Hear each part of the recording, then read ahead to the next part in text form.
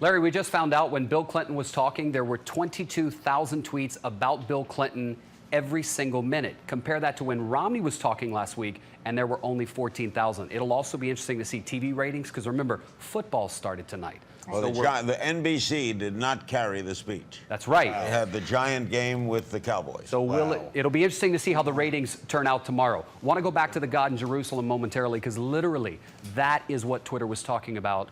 That's all it was talking about until Clinton spoke. CBS News confirming through the AP that President Obama intervened to amend the Democratic platform to restore Jerusalem provision and God to the platform. Which brings me over to Barbara. She is a senior at UCLA. You also wanted to talk about the God in Jerusalem bit that happened earlier today. You're a fiscal conservative, but this and what happened today bothered you. Why? Well, first you can say that religion is not part of the American culture. I feel like it's really inside the American culture. It's been there for a while. It's not going to leave. It's something that Americans, pay a lot of attention to. And God, the word, reference to God being in the Democratic platform, I don't think there's any problem with that. I mean, that's what's been going on. It just hasn't been official. And but then the reference to Jerusalem being the capital of Israel, calling that a technicality is a little bit aberrant to me, because it's going to have huge implications in the Middle East. It's going to have huge implications in politics here, in foreign relations with, countries in Europe, countries in the Middle East, countries in Asia. A lot of countries are looking to the United States to decide what they're going to do and what position they're going to take with regard to this situation. And calling the, Democrats calling this a technicality that they just wanted to add at the last second, to me is really aberrant and really upsetting. How big? Question. Good statement. First, should we be involved in what is the capital of Israel? Shouldn't the Israelites be involved in what's the capital of Israel? No, because it's an incredibly we take foreign policy positions on a great number of foreign diplomatic issues, and this is one foreign policy issue we've consistently taken an issue on. And by the way, your idea that this is going to have a big ripple effect and big repercussions in Asia or Europe, I don't know where you get that idea. This has been a standard part of Republican and Democrat Party platforms for decades, and it hasn't had any effect on anything, and we don't ever change our position. We still keep not recognizing it, keep saying we're going to do it, and we never do. Tanya, is Israel a big issue in America? Is Tanya there? I guess she's not. Ben? I don't think Israel is a big issue in America anymore. You can't hear me. Sorry. All right, Tanya, is Israel a big issue in, because except for Jews are, what, 2% of America? I don't think even that much. Is Israel a big issue, Tanya? I think that for the people for whom it's a big issue, it's the biggest issue. And I think that for everybody else, it's not as big of an issue. I think that, I have to agree with Ben on this, though. I don't think that there was anything particularly novel about the Democrats adopting that plank in the platform. I mean, that's basically been the reality of American foreign policy in recent memory. So I don't really think that's a big deal. I think that it's a big issue because for a lot of Jewish Americans and a lot of other Americans, it is one of their signature key issues, in the same way, that for lots of folks, choice or civil liberties are a big issue. So yeah, I think that because it's so big for a certain constituency that has got a lot of voting power and a lot of economic power in the country, then yeah, it becomes a big voting issue in American politics. But no matter what happens, the great majority of the Jewish vote always goes to the Democrats anyway. They got 78%. Yeah, so it doesn't matter. I mean, the Republicans could say that they're going to recognize Israel, Jerusalem, and they're going to move the capital of the United States to Jerusalem. It wouldn't affect the vote. Exactly. In other words, I'm going to make this woman is she's too sarcastic to be on television. She's not allowed to be on television because she's. I'm going to predict that Obama will get the black vote, Romney will get the Mormon vote. Right? I'm going out on a limb. Yeah. Zogby hasn't polled them. But who's going to get the Asian vote? The Asian vote. That's I think that's usually Republican. When you were asking him about the polling, you were like Latino. I think Asian. I was like, are you going to scream out Asian yet? Okay, well, no, you have an honest answer to that. I think it usually polls Republican, but I could be wrong. Yeah, yeah, I think it usually does. Yeah. By the way, reminder again, if you're watching us on YouTube, which you have to be, where else would you be watching us? Well, maybe on Aura too, but If you're watching on YouTube, you'll see below you a little indicator. Push the button to subscribe to our YouTube channel. You'll get our emails and our videos and the like. David, what's over there? Larry, we know that a lot of the tweets tonight that we're seeing are left-leaning, more liberal tweets than conservative tweets. So we found some conservative pundits to balance things out. SC tweeting 3 hours ago, the DNC better get their big guns out on stage soon. Speech is so flat that a nun on the bus has provided the only excitement. That was prior to Bill Clinton speaking. Matt Lewis tweeting, the DNC seems to boil down to a collection of grievances, fear, sob stories, and victimhood. We can't make it without government. Also, GOP and Who's that from? That is from Matt Lewis. Who is that? Matt Lewis is a conservative pundit. Okay. Conservative strategist. Also tonight, RNC, at tonight's Democratic convention, not a single American said, quote, Americans are better off than they were 4 years ago. Clinton said that. No. Clinton did say that. To be fair, he did Big say time. that. Prior to Clinton, and then Right. earlier Mitt Romney saying Obama's policies are hurting our nation's small businesses and a second term won't be any different. Back to the young people. This gentleman is actually currently studying political science as well at UCLA. You said earlier you wanted to hear about Obamacare. Does he have a mic? As a young man and a college student, Yes. why was Obamacare important for you to hear tonight? Well, it's obviously important to me and important to all American families, but the reason I brought it up is because I thought it was curious that Democrats didn't talk more about it in the convention when it's something that clearly plays to their strengths. And I mean, if you look at a very brief history of healthcare reform in this country, specifically with regards to the individual mandate, which is the centerpiece of Obamacare, 1989, the Heritage Foundation published a report endorsing an individual mandate as an alternative to Democrat calls for single payer. 1993, Senate Republicans introduced a health care bill that included an individual mandate as its centerpiece. And as recently as June 2009, Mitt Romney publicly endorsed the Wyden-Bennett health care bill, which was bipartisan, had 11 Republican co-sponsors and 9 Democratic co-sponsors, which also included an individual mandate. So my question is, for one, why have Republicans so vehemently been running against their own ideas? And for two, why haven't Democrats campaigned more on that same idea when it's something that clearly plays to their advantage? Well, I can go back even farther. In 1973, President Nixon submitted to Congress a comprehensive universal health care plan, far more comprehensive than Obamacare. I wrote the message and sent it up to Congress. So Republicans have been behind it for a long time, and I think your concern is well-founded. I'm not quite sure why the Republicans turned against it. Well, the Massachusetts plan, Romney, is Yeah, a it's very Republican similar to plan. the It's very Obamacare. similar. I know, I'm not Nixon quite- was a liberal when you look at Nixon a lot of Nixon domestic was liberal. Very, very liberal in many ways. He supported the EPA. He supported the Equal Rights Amendment. I think he's the only Republican of any consequence who ever supported the Equal Rights Amendment. the only president who ever declared a war on cancer. He was quite a guy. We miss him. How do you think Nixon would vote today about gay marriage? I think Just hypothetically. I think it would befuddle him. I think it would Yeah. befuddle him too. No. All right. We have with us now in Charlotte, Baratunde Thurston, who describes himself as a politically active, technology-loving comedian. Barack Obama once called him someone I need to know. He's author of that bestseller, How to Be Black. What was your reaction to the convention? You were there tonight, Baratunde. What's your feeling? So far, so good, Larry. I was actually in Tampa last week, so I have direct on-the-ground comparison between the two. The energy level is a lot higher at the DNC. There's, I'd say, more black people, fewer sets of khakis. And during Clinton's talk, he probably mentioned President Barack Obama in that one speech more than the entire RNC did, mentioning Mitt Romney over the course of a week. So definitely fired up. Day one was amazing last night. Day two did drag a bit. Elizabeth Warren killed it. And obviously the former president know how to work the microphone. Many comics have complained, and we've said it on this program and others, it's not easy to make jokes about Obama. Do you agree?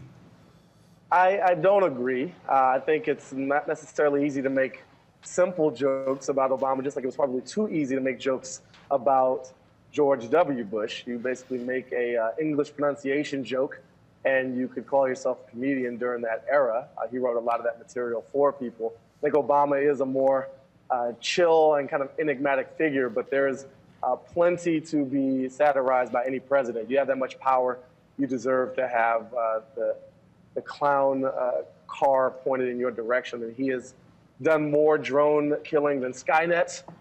He is quite good at a lot of his job, and like all presidents, has some challenges that remain. When he was a candidate, he said you guys should meet up. Have you met the president yet? I haven't met him as president. I have had the honor of visiting the White House and even managed to be invited back, which I think is the real test. The one invite could have been a fluke. The second one, maybe they actually wanted me to be there that time. But I've actually been a little too busy to meet with the president. So I'll talk to my people. If he wants to grab a word, he knows how to get at me. That's very What do you funny. want to hear from him tomorrow night? Oh, man. I want him to take credit for a lot that's actually happened. I think so much of the challenge of his administration hasn't been what they've done. It's kind of how to tell the story of what you've done. And people's memory is so short. I mean, if you have not attached the image of a cat to it and posted it on your Tumblr 5 times a week, folks will forget that you brought the auto industry back from the brink of destruction. So I think he can bask in some of the glory of the upside of his administration, paint that picture, and just remind folks of what got them so excited 4 years ago. We are very far from that moment, and these conventions are a chance for both sides to remind us of what all is at stake on the positive and the negative side. So far, Bartunde, I'll have Ben.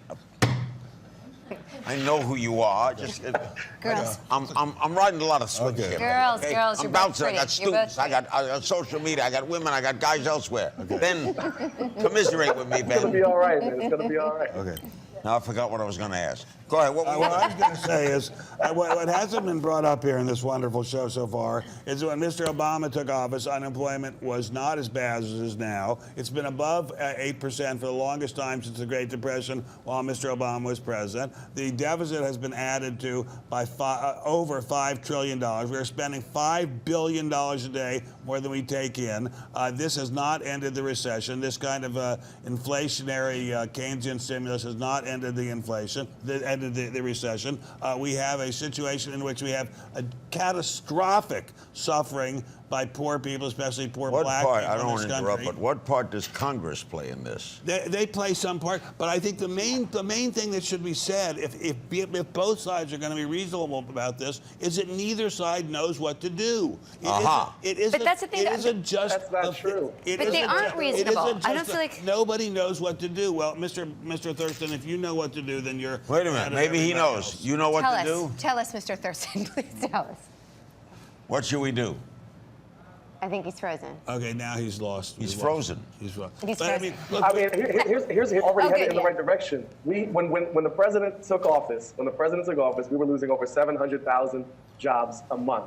We're now putting on 100, 200,000 a month on the positive side. That's a swing of almost 1 million. We're doing the right things. We just need to keep doing more of it. It's not we a have more great unemployment mystery. now How do than we we did create then. jobs? How do we spur the economy? We have more We're unemployment actually- now than we did then, Mr. Thurston, with all due respect. The government at that, look, and the with all due government. respect, the president has a big 8-year mess to clean up, and it's going to take a bit more than 4 to get it done. No, he'd had 7 years of prosperity and a catastrophic mess that opened up. And by the way, the guy who was one of the big authors of that mess was Mr. Timothy Geithner, who Mr. Obama made Secretary of the Treasury. What's that all about? That when Mr. Obama took office, government was something like 20% of GDP. Now it's 25%. It's eating up the whole country, and it's not ending the recession. What's going on here? Does everyone support what Clinton said when he said America always comes back? Well, we didn't come back from the Great Depression until the Japanese bombed Pearl Harbor because we still had 15% unemployment. So in Japan Did they brought us come back, back. though? The World War rearming. So far, we've always rearming. come back. Rearming brought us back. We didn't But get don't- back from the New Deal. I'm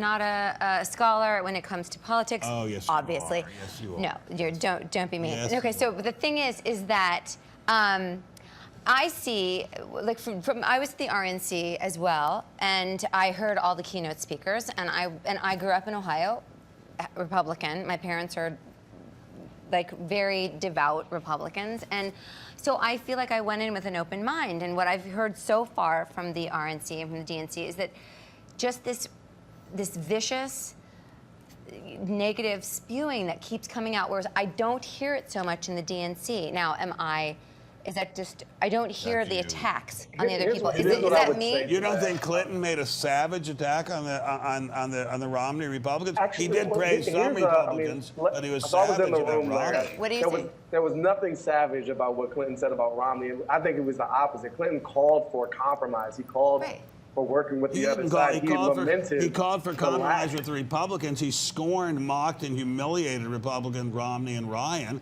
I mean, that's just ridiculous to say the Democrats. I think you heard that. I think you heard that. Paul Ryan deserves some skewering for making up facts. I mean, I think if you're going to go and repeat a lie that fact checkers have said is absolutely false, like Medicare and gutting welfare, you deserve to have your nose rubbed in your poo in the backyard. Well, then you agree that they were savage. Hey, Baratunde, thanks for being with us. We'll call on you again. Thank you. Thanks, Baratunde Thurston. He wrote the book, How to Be Black, and I hope you meet the president sometime around. I can't wait to read that book. How to Be Black? How to Be Black. It's a very, very funny. Are you going to try to be black, Ben? Yeah, but it's a very, very clever title. I admire people. I like it. I can't wait to read How to Really Ruin Your Financial Life and Portfolio. I'll That's what I love about you, Ben. It's an up book, right? I'll be glad to tell you. I know you're so positive. You're going to help me ruin myself. I'm going to help you do The wife will love this. I'm going to help you do it. David, you know the wife. She's going to love to find out how we're going into ruin. Yeah. She's a big Ben Stein fan. She's in the control room right now. Let's change things up a bit. Text us what you think of Bill Clinton's speech tonight. 5 words or less.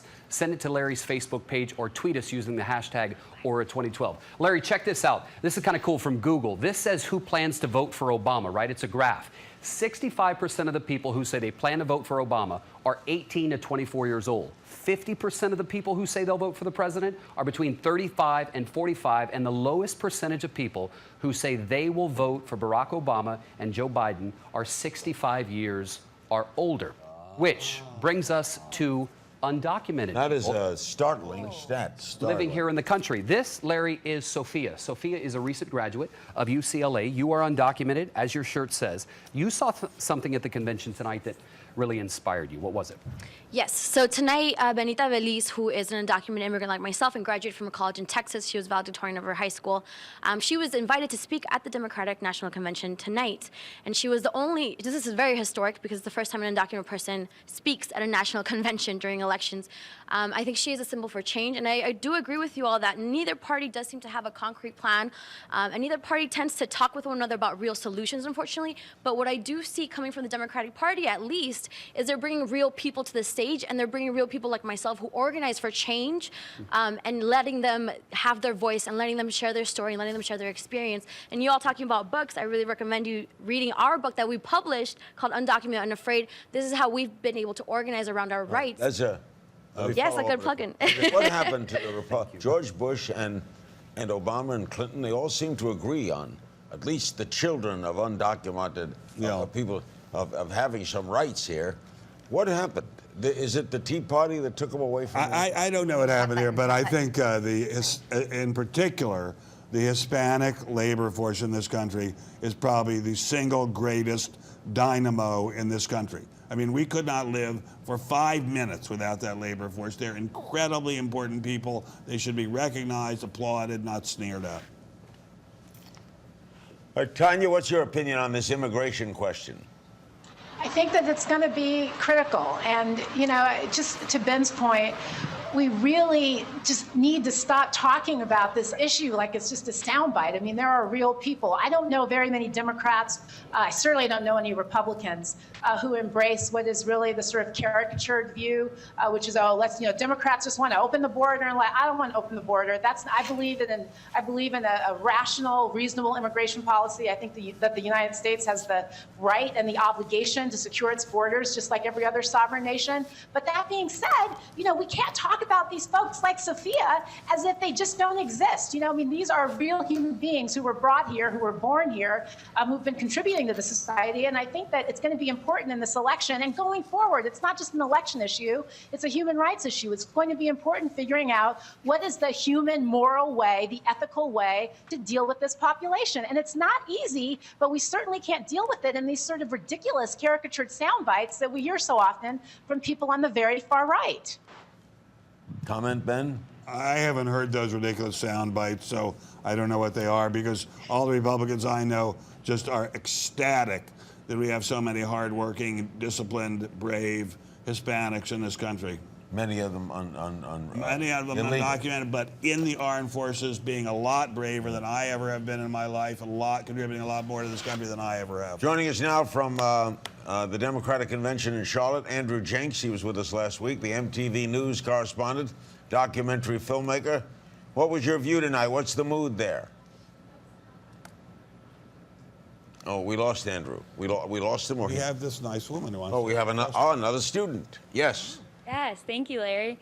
My question was really, I was watching the Democratic Convention, and I guess I was really moved when I was listening to Sandra Fluke talk, and I kind of want to know how the Republican Party plans to kind of go against her and see how they're going to argue what she was saying, because it was very moving. A lot of people were standing up for that, and a lot of people were for her idea. What did you make of that whole I thing? didn't see it, so I But I she was cannot- very Oh. moving. I cannot- The woman I did. in the I contraception. cannot comment intelligently, although obviously I feel that contraception Oh, my God. should be available to everybody, but I didn't see her speech. I did see it, and I think I can, which is a first that I That's can say great. I'm more educated on something than way- Ben way Stein. more educated. Wow, this is amazing. However, can you ask your question again? Oh, she said the why was it? Why? Why? Okay, she is being too subtle. This is not allowed. You cannot be this subtle on television. That's No, too subtle. okay, What all did you right. think of her speech? I thought her speech was amazing, and so much so that I brought up the quote again, because I loved when she said, "In America, in which our president, when he hears a young woman has been verbally attacked, thinks of his daughters, not his delegates of donors, and stands with all women, and strangers come up, reach out, and lift her up. And then instead of trying to silence her, you invite me here and give me a microphone to amplify our voice. That's the difference." And I thought that was incredibly moving, because that is something that they could have backed away from, and instead they're saying, Okay. They Now they capitalized tell on me it. we have. Hold it. Now they tell Oh, me sorry. we have Andrew Jenks, the MTV News. Are you with us, Andrew? Yep, I'm here, Larry. How are you? What was the mood there tonight? Well, the mood was extremely exciting, as you can imagine. It was quintessential Bill Clinton, long but specific. He certainly gave a lot of numbers and a lot of comparisons, and brought the crowd on their feet, unlike the Charlotte Bobcats have ever been able to do. Charlotte Bobcats, Ben, are a terrible NBA basketball team. That's sad. That's sad. They play in that arena. just like Ben. What was the reaction to the speeches earlier? The keynote last night, Michelle Obama.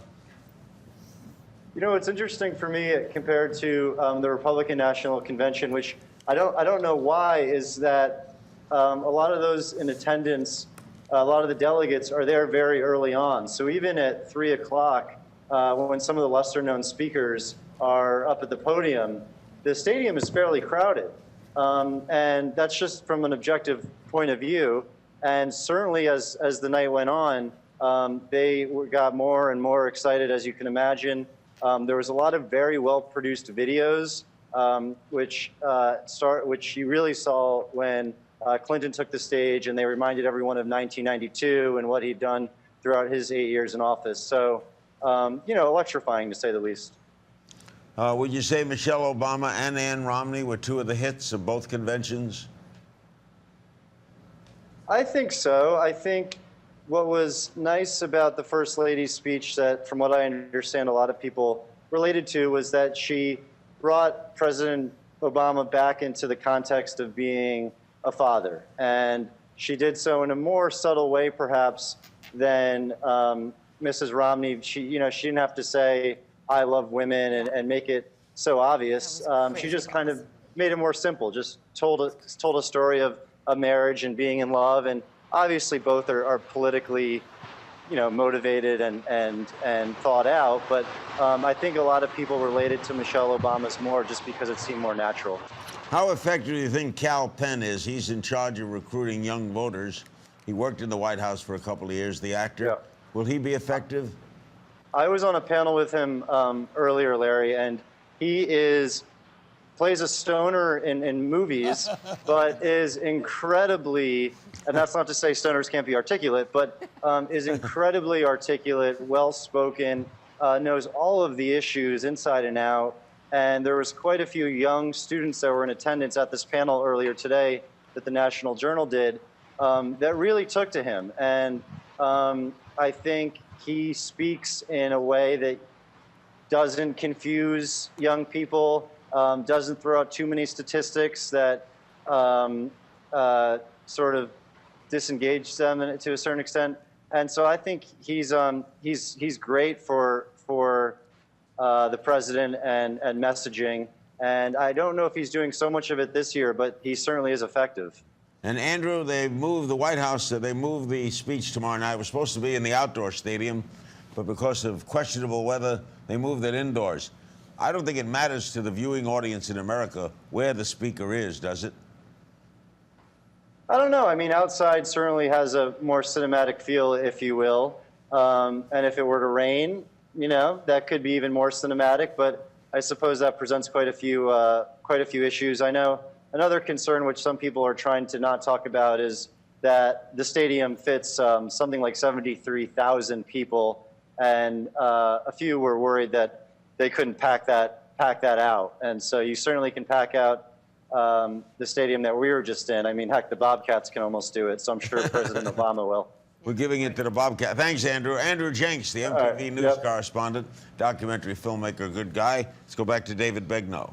Larry, we love talking stats, and there's an interesting site that actually finds out how many Twitter followers each presidential candidate has. So let's compare Obama and Romney. Unique mentions in the past 24 hours, Obama 42,000 to Romney's 20,000. Compare this, retweets in the past 24 hours, Obama 27,000, Mitt Romney 9,000. Comparing just what's happened in the last 24 hours, and total followers, the president has 19 million.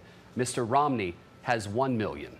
We're looking for That's not fair, though, in a sense, because he's been president for 4 years. Well, but it obviously shows it means nothing whatsoever because they're tied in the polls. So the Twitter number is totally unrepresentative of what's going on in America. So why don't we just throw that away? A lot of young people would disagree with you. But the young people are only part of the electorate. I mean, if you're going to tell us young people favor Obama, we already knew that. Interestingly, we found a college Republican. His name is Darren. Hey, What? I have 2 million followers. I ought to run Yeah, you should. for something. Right, didn't you and Ashton have a thing? So, Larry, Darren is the head of the college Republican group. You were not a big fan of Bill Clinton's speech tonight? Absolutely not. Why not?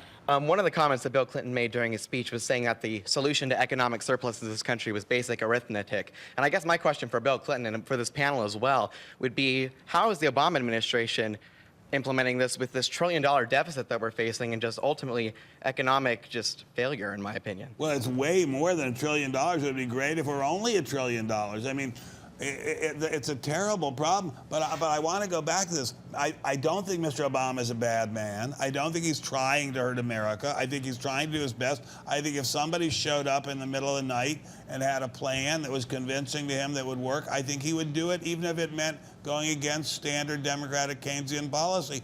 We just don't know what to do. It's a real serious problem. But we cannot spend our way out of this mess. Are we going to have some, like Congressman Ryan said the other night, that Obama's a good man, a good family man, a good father? We just disagree with his politics. I think he's a great guy. Can it come to this? Can we just base a race on issues, purely issues? I think it does. I'm going to go back to what I said. I'm sorry, I shouldn't have cut you off. I'm begging your pardon. No, I didn't have anything to say. No, yes. There is such a thing as being too sarcastic. I know you don't believe that, but anyway. He likes you. There are many tribes in America. There's the blonde, peroxide blonde. There's the blonde. Me, my tribe. There are the blonde people who wear cowboy hats. I told you that's not me. No, that's not you. And that tribe is going to vote for Mr. Romney. Yeah. There's the tribe who are very concerned about moving the capital of Israel from Tel Aviv to Jerusalem, and they're going to vote for Obama. So they're all different tribes in America, and I don't think the issues matter anywhere near as much as whether you feel your candidate belongs to your tribe. So you're taking this down to the tribal. I think America is largely a tribal country. We're native of the native. It's a largely tribal. We should all own casinos. Well, maybe we should. That'd be nice. All right, Tanya Acker, I look at the kids let's just put a wrap on before we get one more student. Tanya, you're going to be there again tomorrow night. What do you expect from Obama tomorrow? I think that we're going to see a really exciting, invigorating speech. But can I just say quickly, I don't think the word's tribal, as Ben said. Barack Obama wouldn't have been elected in the first place if no blonde, well-coiffed people voted for him. So I think that a lot of those tribal barriers are breaking down, not completely. I mean, I saw an NBC poll, I'm sure most of you know, that said 0% of African Americans are voting for Romney. I know there are some black people somewhere who are voting for Mitt Romney. But I don't think that we're that tribal. I mean, Well, wait a minute, you just told, we're getting better. you just told us a statistic. You just told us a statistic that completely contradicts what you just said. I know, but polls don't tell the whole truth. There are black Republicans. No. Mr. Obama. No black women Republicans. Mr. Obama would not have won without the solid backing of certain factions in America. Certain tribes. Certain tribes in America. Mr. Bush wouldn't have won without the backing of certain tribes in America. I don't think issues matter much. All right, guys, I want to leave it at that. Thank you, get Tanya. control. We have one more student question. We'll get more student questions tomorrow night. Your name? The student is James. He is also a Republican. And you think Bill Clinton was bad for Obama tonight? Why? I actually thought his speech was fine, and obviously the Democrats are trotting out their show pony, if you will. But I think what they're trying to do is get the voters to conflate the Obama economy with the Clinton economy. And what I think might wind up happening with some voters is they're going to juxtapose the Obama policies and performance to that of Clinton, and that's actually going to negatively hurt the president. You think they'll look at Clinton and say, why not him? They'll say if he had certain achievements, and they'll look at the Obama achievements, and it won't measure up. Ben, we'll see you tomorrow night. Look forward to it. Thank you so much. I will never see you again. See, I told you, she is so sarcastic. She's so sarcastic. My God. Rachel, David, you'll be back. I want to thank Barbara Venusian, Darby Bukowski, Sophia Campos, Ryan Krebs, Antonio Mastria, Kenneth Morales, Elizabeth Murphy, Sarah Murphy. Adorable. Just reading off the names of our students. Darren Ramallo, That's like West Side Story. Laura Watson. Job, guys. Just another tribe. I know, James Wren. It sounds like you're about to say a boy like that. He killed Mary. Officer Krumke. And to Mary Zakagian. And we want to thank the cooperation of UCLA, that wonderful school in Westwood here in California, and their students. They'll be back. All right, we'll be back. Thank Tanya Acker, and thank Ben Stein, and thank Rachael Harris. thank David, and thank Rachael Harris. Real We'll be dinner back scalpel. tomorrow night. And don't forget, if you see the button below you want to subscribe to our YouTube channel, hit the button. You'll get emails and videos and all the like. We'll be back with Ben and others tomorrow night.